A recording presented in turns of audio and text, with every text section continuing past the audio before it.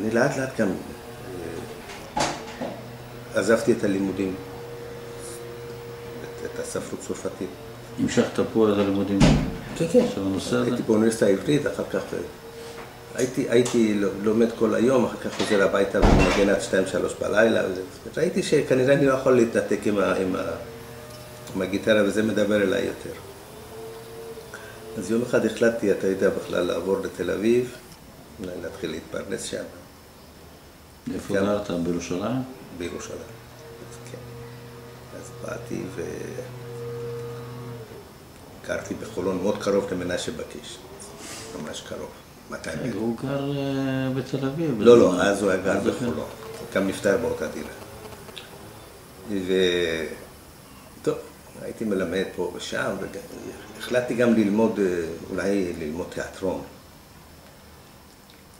אולי נמצא איזה קשר בין המוזיקה לתיאטרון.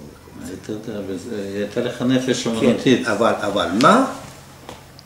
אני לא למדתי תיאטרון, למדתי דבר אחד חשוב שבכלל פתח לי איזה סוהר, כן, לקונספט חדש בכלל, בנוגע לגיטרה דווקא. זה התחיל כך שבשיעור הראשון, אני נכנסתי לאיזה כיתה, ישבו שם המון, כמה עשרות סטודנטים.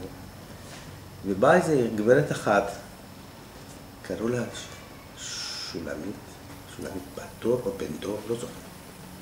הייתה אז מבוגרת, כן. והסתכלה על כולם, וקרא לי.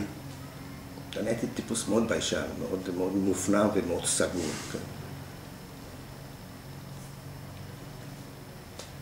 הולך לשם, יושב, לידה בכיסא, כן. אז היא אומרת לי, טוב, עכשיו תשחרר את הראש, נראה אותך. היא כנראה קלטה שאני מאוד מתוח. לא ידעתי מה היא רוצה, לשחרר את הראש שאני מזיז ככה קצת. לא, אבל תשחרר את הראש. מזיז, זה כמו... היא לא הייתה מאוד, נגיד, לא הייתה מאוד מרוצה. היא התחילה וזה, ואחר כך, טוב, עכשיו תשחרר את היד וזה. אני באותו גיטריסט בכלל לא ידעתי שאפשר לשחרר את היד. איי. פתאום, אתה יודע, כמו שאומרים, אני קיבלתי הערה באותו מומנט. אתה הבנת את זה? אמרתי, כנראה יש בזה משהו, צריך ללכת על זה. כי בסופו של דבר, כן, הכלי האמיתי של השחקן תיאטרון, כמו מוזיקאי זה הגוף שלי, ולא הכלי שלי. כלי אתה יכול לקנות אצל כל בונה, כי גוף אתה לא יכול לקנות.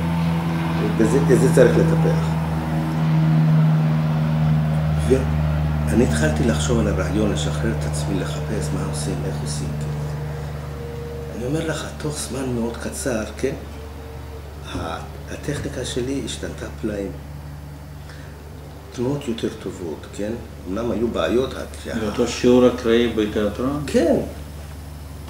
זאת אומרת, אותם הפוזיציות הלא כל כך נוחות ונכונות היו קיימות, אבל במסגרת הזאת אני תפקדתי יותר טוב.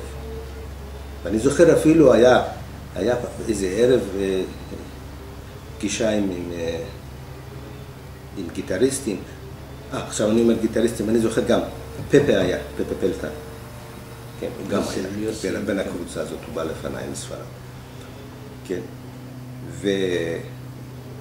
אז כל אחד היה מנגן, אז אני ניגנתי ודווקא אח של אפרים פולק, הבא מארצות הברית, היה בא מדי פעם, כן? ושמע אותי אחרי, נגיד, כמה חודשים, הוא אמר, איך אתה מנגן שונה, מה קרה? זה נשמע אחרת לגמרי. אז סיפרתי לו, כן? אז הבנתי שגם אנשים מתחילים להבחין בזה, לא רק אני. על איזה שנה אתה מדבר עכשיו? אני מדבר על שנת 60.